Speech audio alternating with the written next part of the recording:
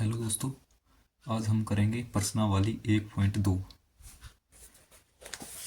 सबसे पहले हम देख लेते हैं कि परिमेय संख्या कौन सी होती है और अपरिमेय संख्या कौन सी होती है। उसके बाद ही हम प्रश्नावली 1.2 की शुरुआत करेंगे। परिमेय संख्या कौन सी होती है? परिमेय संख्या वे संख्याएं होती है जिन संख्याओं को हम p बाई क्यू के रूप में लिख सकते हैं, जहाँ पर क्यू क्या होता है, नॉन जीरो, यानी कि कभी भी जीरो नहीं होगा। और पी और क्या वो हमारे पास पूर्णांक होते हैं। जैसे ये हमारी क्या है, परिमेय संख्या हो जाएगी 2/3, 3/4, 5/4। इस तरीके से हम परिमेय संख्याओं को लिख सकते हैं। फिर आता है अपरिमेय संख्या। अपरिमेय संख्याएं कौन सी होती है? जो संख्याएं परिमेय संख्या नहीं होती उन संख्याओं को हम अपरिमेय संख्या कहते हैं। जैसे वर्गमूल 2, वर्गमूल 3, वर्गमूल 5।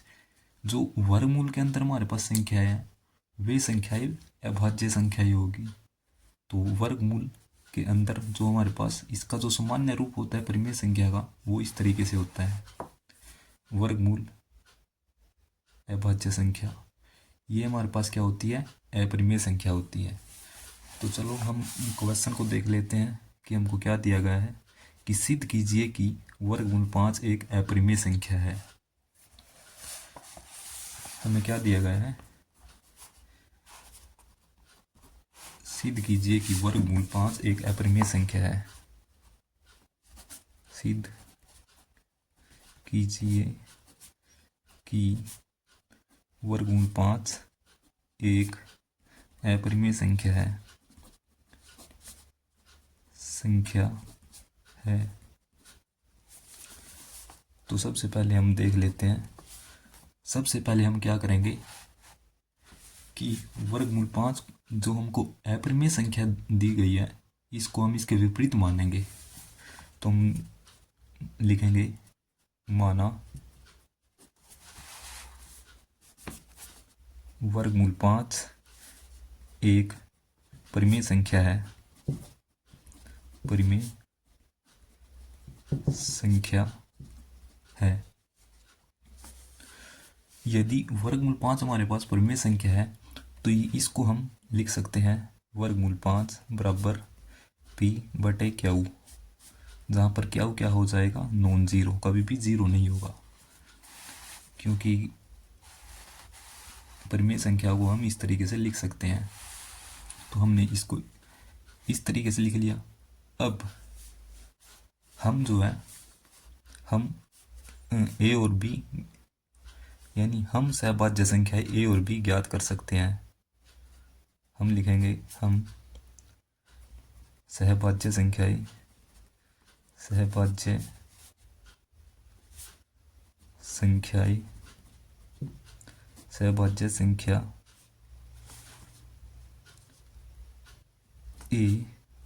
और बी जहां पर क्या हो जाएगा, नॉन जीरो,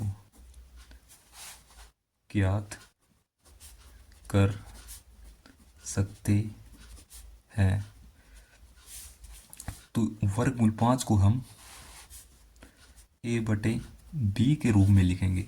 ऐसा हमने क्यों लिखा ये मैं आपको बता देता हूँ। क्योंकि सबसे पहले हमने इसको परिमेय संख्या माना है, तो हम इसको p/q के रूप में लिख रहे हैं।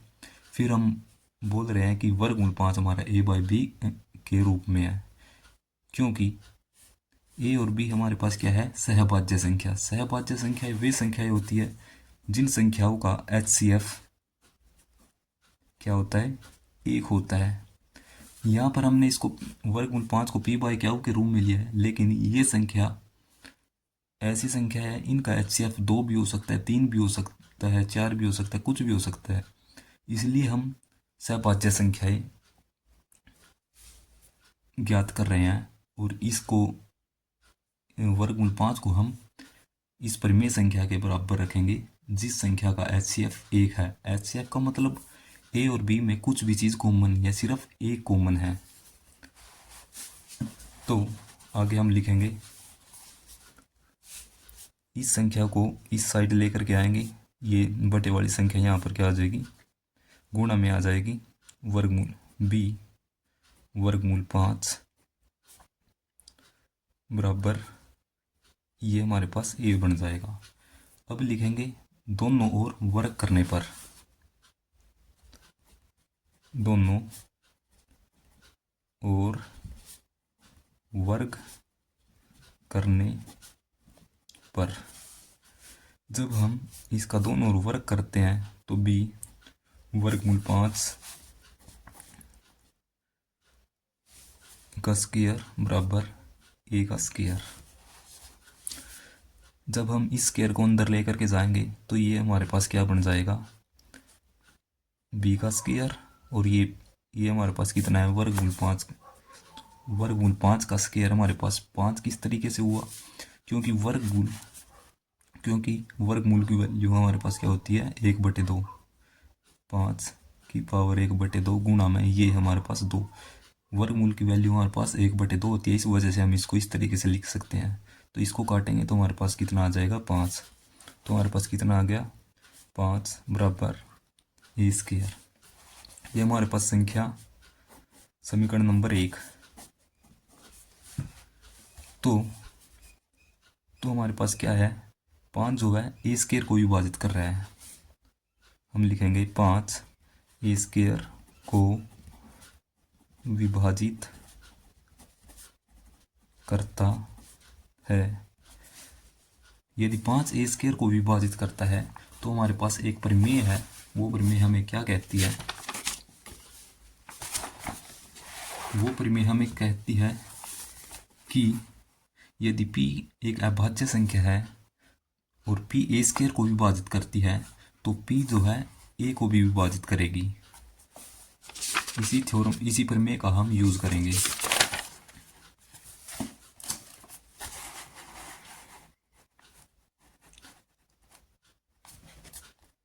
तो हम लिख लेते हैं 5 ए को विभाजित करेगा। यदि 5 ए को विभाजित करता है तो हम क्या मानेंगे, माना 5 हमारे पास, माना ए 5 सी के बराबर हो जाएगा। ये किस तरीके से हुआ है, क्योंकि हम देखते हैं जब 5 ए को विभाजित करता है तो यहाँ पर कुछ ना कुछ हमारे पास भागफल आता है।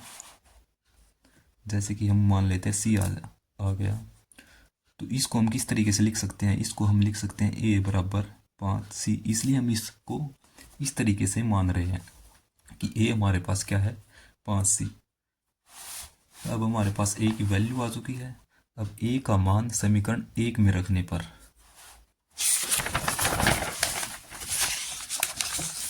हमारे पास क्या वैल्यू आई थी, 5 बी का स्क्वायर बराबर ए का स्क्वायर।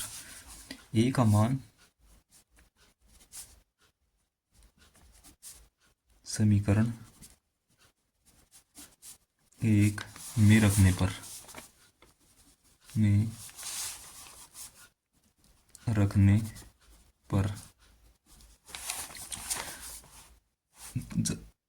हमारे पास ए की वैल्यू क्या आई है, 5 सी आई हुई है। तो हम लिख लेते हैं 5 बी का स्क्वायर बराबर, एक वैल्यू हमारे पास 5 सी आई है और इसका स्क्वायर। जब हम इसका स्क्वायर अंदर खोलते हैं तो हमारे पास क्या आ जाएगा, 5 बी का स्क्वायर बराबर 5 का स्क्वायर हमारे पास 25 हो जाएगा और सी का स्क्वायर। तो बी का स्क्वायर बराबर 25, ये 5 इसके बटे में आएगा, सी का स्क्वायर। जब हम इसको काटेंगे तो हमारे पास क्या वैल्यू आ गई, बी का स्क्वायर बराबर 5 सी का स्क्वायर। इसका मतलब यहाँ से हमें क्या चीज़ दिख रही है कि 5 जो है वो बी स्क्वायर को भी विभाजित कर रहा है। अब हम लिखेंगे कि 5 बी स्क्वायर को विभाजित करता है,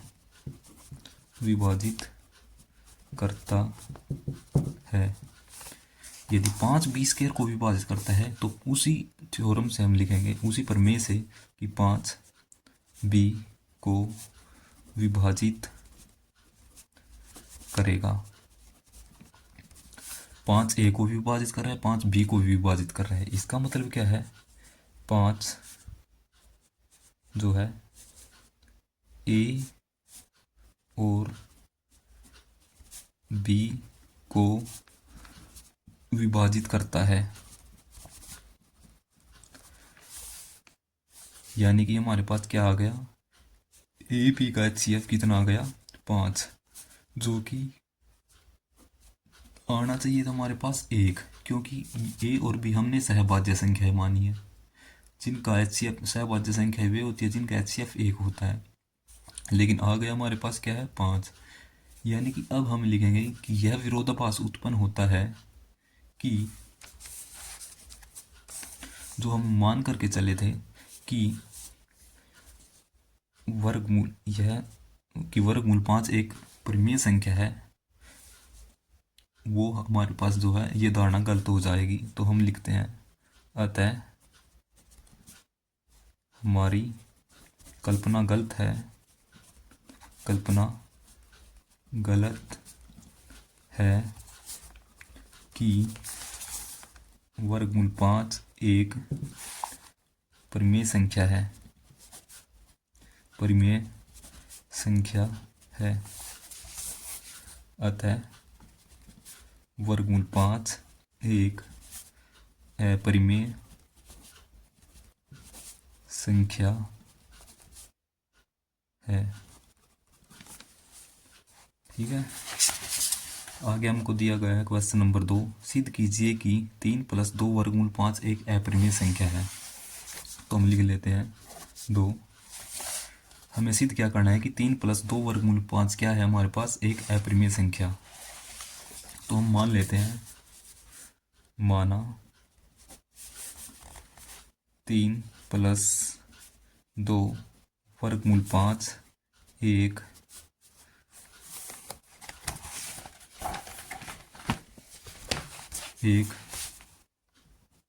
परिमेय संख्या है। सबसे पहले हम इसको परिमेय संख्या मानेंगे।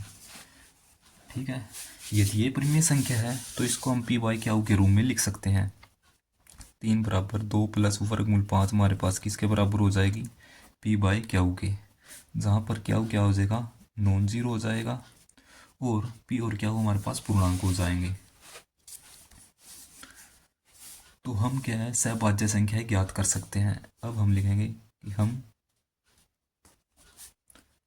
सहभाज्य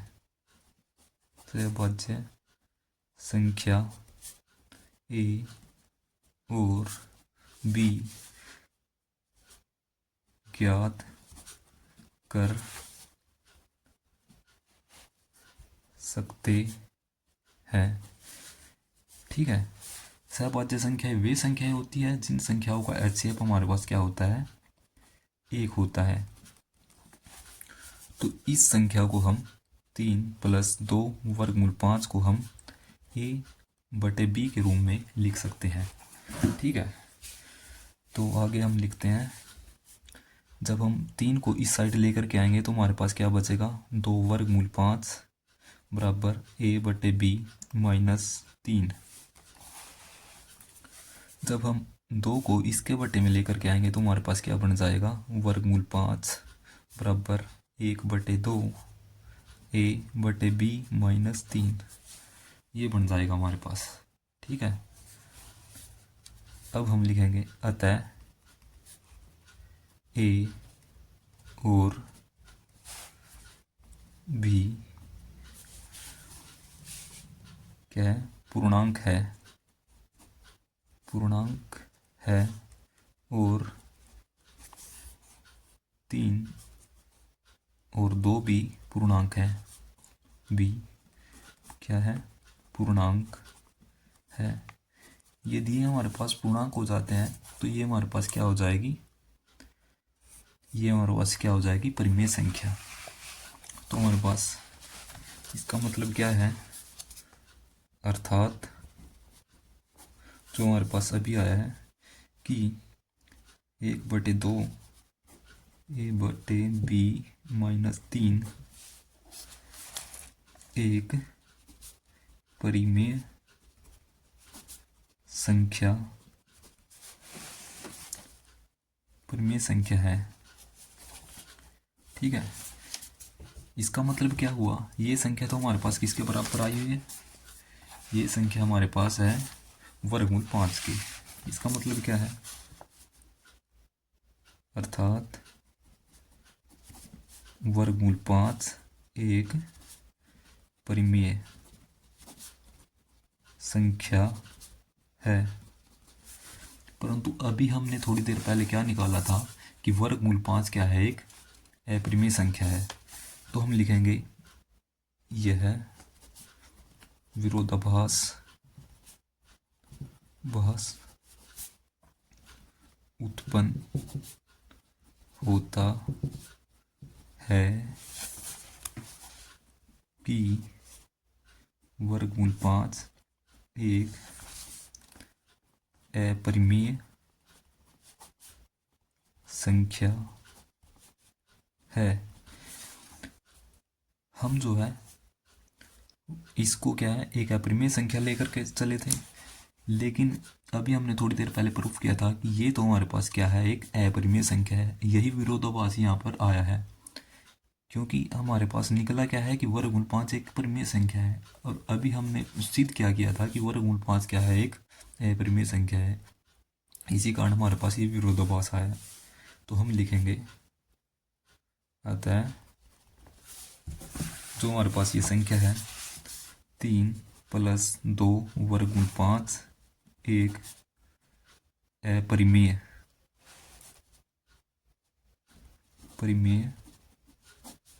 संख्या है।